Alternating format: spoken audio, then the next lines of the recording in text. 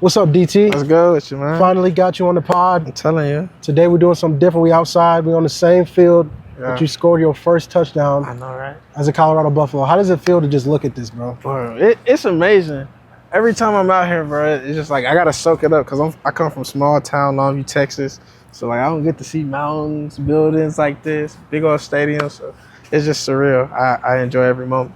Longview, I'm from I lived in Fort Worth, Dallas. Yeah. Longview's that country?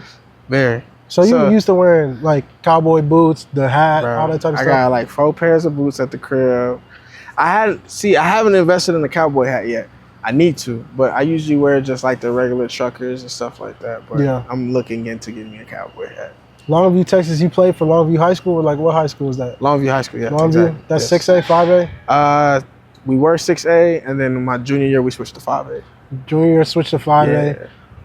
So obviously you were good enough to play college football. Yep. The first school you played at was? University of Incarnate Word. That was IUW? UIW, right? Yeah. UIW. What was your recruitment like as a senior or throughout high school?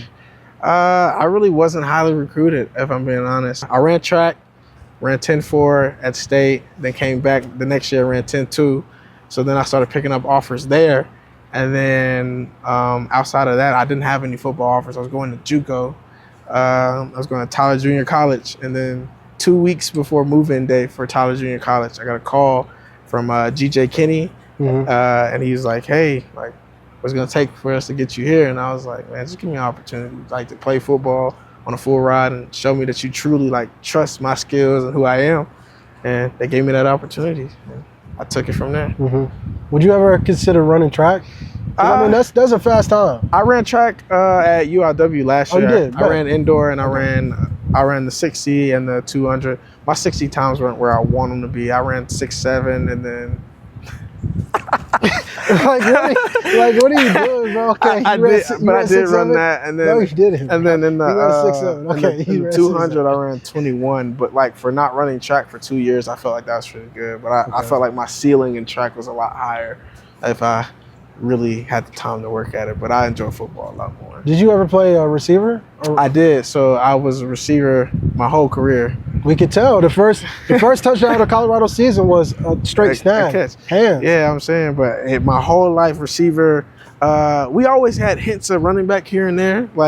Every now and then, coach you know what, go to running back for a play. So it's I got to see what running back felt like, but I didn't switch to running back full time until last year at my last school, and then this year is my second year technically being a running back. So is that where you got the nickname TrackHawk at UIW? It was. So when I got recruited, as I was getting recruited, it was crazy because I was making TikToks at the time, trying to blow up on TikTok. So then they're like, dang, you're a track star and you play football. And I'm like, yeah, that's crazy. And then a lot of my homeboys at UIW, they're like, yeah, scat pack, joking around, Hellcat. And one day they said TrackHawk, and they're like, I like that. And then it just stuck from there. Okay. So TrackHawk, quick side note, DT's actually the person that put me on the TikTok. I never knew the back end side of it. I won't get too deep into it, but I never knew the back end side of it. I never knew how to really push out my content, get the most out of it. And DT told me one day, bro, what are you doing? Yeah. So how do you find out about all that? How do you have, talk to them more about your interest as far as the media side. I know this is a random question, but we talk all the time about TikTok content, streaming, cameras, different stuff. You have a whole streaming setup at your crib. I do. They don't even know about it. I know. I just haven't started streaming. But I've always been in the media. So, first love was definitely baseball. But then, football was the sport that I really grew fond of. And I felt it could, create generational wealth like that. What's it called? The return on investment. If I invest my time in football, I feel like I can get a lot more out of it than anywhere else. But the thing that's always been there was YouTube. Grew up watching, first YouTuber I really watched a lot was KSI and all them. So I was like, man, I want to be a YouTuber when I grow up. So I'm always looking at how they do the media, how they blow up, how they do things. And I'm like, I could do that if I just put the time into it. So with the TikTok stuff, I was like, man, I just started doing it myself. And then when I found the method, I was like, yeah. Okay. That's hey, it is what it is. The method actually works. And then I want to get into the streaming stuff. I just don't. My problem is, as of right now, it's I I want to push out content they want to see, but I also want to be entertaining. So like I don't want to do something that I can't entertain them with. Yeah. You know what I'm saying? So it's like finding that niche and like of what I really want to do as far as do I want to do gaming? Do I want to do IRL content? Have somebody follow me around? Do I want to sit at my desk and react to YouTube videos? Like I've always loved like those kind of videos, man. It's been there. Okay, so let's take it back a little bit. Yeah. Are you a junior? Are you a sophomore? I'm actually a senior. You're a senior. Yeah, but I got 2 years to play one. Okay, senior. How many years did you play at your last school? I played 3. 3 years at your last school. What do you feel like is the biggest lesson you learned? Like, what was DT's identity as a player, as a man? What are some of the things you went through and kind of the things that you took from that experience? Man, the biggest thing I learned is patience and truly trusting God. And I love this quote that I forgot what NFL player said it, but he's like, you can't doubt God and trust him at the same time. Like you can't doubt your situation and trust God at the same time. So it's like, I've always had my faith in him, but like I was really tested at my old school, injuries, playing time, all kinds of things. So it's like at my old school, it's like I had to learn how to wait my turn. So like as a freshman, I came in, we had a room full of guys. We had 2 All-American outside receivers, could have been All-American inside receiver, and another guy. So it's like I'm fighting to try to get reps there. And it's like, I'm like, man, why am I not playing? And it's like, they're also really good, but I feel like it's my time. So I took that time and I learned how to really work on me and be patient and develop and trust God's plan for me. And then that come back that next year and it's like, hey, it's my time to shine again. But we had another All-American and another guy come in and it's like, nah, not just yet. And I'm frustrated. 'Cause I'm like, man, I know I can play. Just need the opportunity. And then I keep waiting, and then come around my junior year, breakout season, 1,000-yard rusher, over 500 in the passing, almost 1,000. Well, I think it's like 17 or 2,000 all-purpose. So it's like, I was like, I got my opportunity, but if I wouldn't have stayed down, if I wouldn't have waited, if I would have been impatient, I never would have got that opportunity because I could have easily jumped ship and went somewhere else or did something else. But it's like, I waited my turn, you know what I'm saying? And Bible says the stone that was casted out has become Will be the cornerstone. I'm telling you. So the stone that building rejected will become the cornerstone. Yeah, no cap. so. That's one of my favorite quotes. You know how Bucky put all the quotes on shirts? Yeah. He put that on the shirt like back in the day, and that was one of my favorite quotes. Yeah. And I feel like as far as becoming the cornerstone, you became one of the like cornerstones of our program. Yeah. Giving us our first score of the season and being a guy that people look at and say he's like that, right? Yeah. When did you know it was time to leave? You know what I'm saying? Like, because it's like you stay in a situation. My mom always tells me, you're ready to leave a job when you feel like you've learned whatever that job was there to teach you, right? Yeah. So there's obviously a lesson, those lessons that you were there to learn, you learned it, right? And then it was time for another opportunity. But how did you know it was time to leave, especially when you were getting success in that system? Yeah.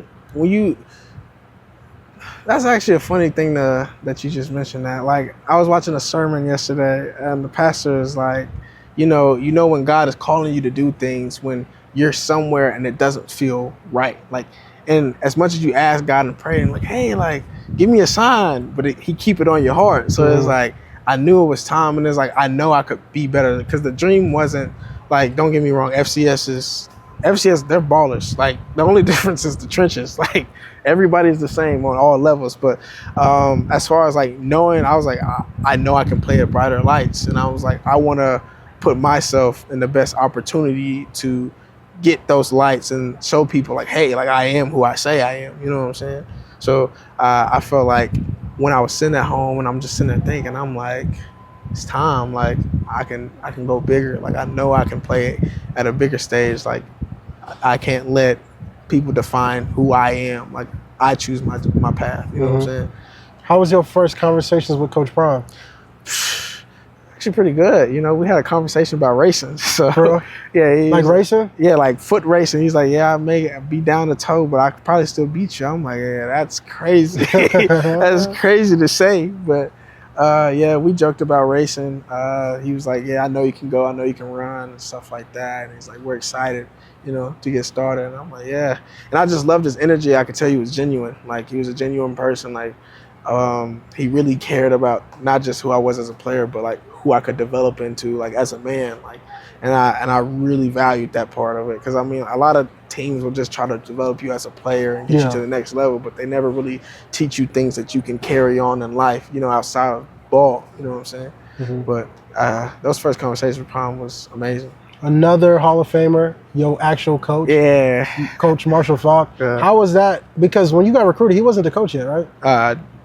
No, he or was. Maybe he was. He was. So how was that, bro? It was like you play for Coach Prime, and then your position coach is Marshall Falk, bro. Bro, that was even cooler. Just understanding his wealth of knowledge of the game. Like, every time he talks, like, I got a notepad and I'm writing it down, because it's like he just dropped gems all the time. Like, it's almost like he talking parables. Like, you gotta really sit there and listen to him to really understand it. Like, he gives you, he's straight up. And I like that. Like, that's my favorite. That's your favorite thing about him? Favorite thing Quality? about coaches, like quality of a coach, like honesty, straight up. Like, you don't gotta lie to me. You ain't gotta beat around the bush. Like, just be honest. Let me know what's what. You know. Mm-hmm. As a player, the first touchdown, I gotta ask you, what did that mean to you? Because I have been in throwing sessions with you, where it's like you're the first running back out there, and you're doing this with receivers, straight up catching. I've seen you drop balls. I've seen you catch a lot of balls. So I know that was a part of your game that you felt like, I need to make sure I'm ready. And you were ready, right? So what did that mean when you caught that first pass? You like, I really just scored, bro. I don't remember what time it was in the game. Man. It was kind of like, I still remember it. Was it the beginning of the game? Yeah, it was like kind of the beginning of the game. First drive. Yeah. So it's like, I know that had to mean something to you. Like, it's time, bro. It's just in my craft. I work on it all the time. Like, rather I'm up here at the facility getting extra work, or I'm at the crib tossing the ball up, catching it myself. So it's like, I trust my hands. I trust my abilities. So it's like, when I get to the field, it's just like, it is what it is. Like, I know what I'm gonna do. And it's like, when the ball went in the air, I was like, no way he just threw this. Like, to me, I'm not to DT. Because, like, keep in mind, we're on the goal line. I had already ran a fade. I broke dude off on the fade. So I'm like, dang, he didn't put the ball up yet. So I'm like, all right, cool. I'm chilling. I see him scramble. I'm like, all right, scramble drill. Let me find some space. I see the ball come. I'm like, oh yeah, this see ball, catch the ball. I'm like, it's it. But then the best part about it was, like, after I caught the ball, like, looked at the fans going crazy, I'm like, yeah. Stupid. I'm like, we here now. Yeah. You know what I'm saying? So that was the best part. What do you want your legacy to be as a player once you're done playing? What do you want people to say about you? And do you have anything to say to the Buff fans that, you know, love and support you so much? As far as my legacy, I feel like the thing that I want to leave is, like, I want people to recognize me as a really good football player, and not just, oh, he's really good, he's just small. You know what I'm saying? Like, I want the adjectives of describing me of smaller player and my sizeables to go out the window. Just be like, oh yeah, like, that guy's great. Like, just discard his height, discard this, discard that. Like, he can run, he can catch, he can pass protect, he can run the ball. Like, he can do it all. So, like, that's what I want to leave behind. But also, with that, I still want to leave that staple to the younger generation. Like you really can do what you want to do. Like, if you put your mind to it, whatever you believe. Like, when I have a picture on my phone where I won Star of the Week at school, bro. It was like 3rd grade. My teacher, Miss Morgan, she said, "What do you want to be when you grow up?" I said, "I want to be a football player." She's like,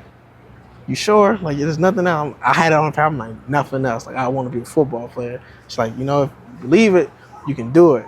And it's like, all odds are stacked against me. I'm 5'7", 178 pounds. Like, I'm not supposed to be playing D1 football, especially on not the P4 level. So it's like, I already beat them odds. So it's like, what's next? And I was like, with God with me, who can be against me? You know what I'm saying? So that's just how I feel about that situation. Do you have anything you want to say to the people that just found out about DT and they're like, they love you and support you? Because they haven't heard you really talk. Yeah, so far. You know, I feel, to get to know the people, I feel like I'm a cool person. You know, I'm chill. I like to entertain, have fun. I will be getting a Twitch or a YouTube set up soon, so I will get y'all on that. But outside of that, you know, I just love being DT, TrackHawk, whatever you want to call me. You know, but